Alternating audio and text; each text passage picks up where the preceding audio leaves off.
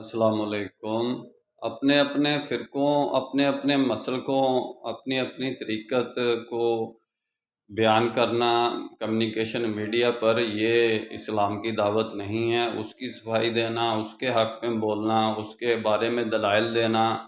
اور اسلام کو یتیم بچہ سمجھ کر سائڈ پر کر دینا اور اپنے فرقوں کو آگے لا کر یعنی کہ ایک بزنس کرنا، ایک کاروبار کرنا،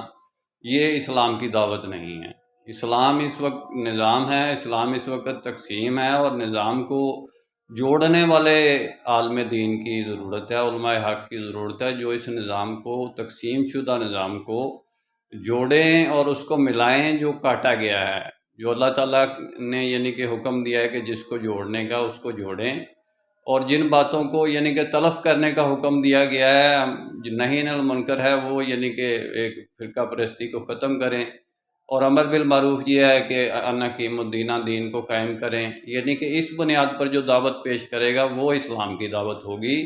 اگر اپنی فرقہ بندی کی بنیاد پر، اپنے مسلک، اپنی طریقت کی بنیاد پر، اس کی مشہوری کی بنیاد پر اس کو ڈیفائن کرنے کی دعوت پیش کرے گا تو وہ اسلام کی دعوت نہیں ہے، وہ اس کی اپنی ذاتی دعوت ہے میرا بھائی، وہ اس کا اسلام سے کوئی تعلق نہیں ہے۔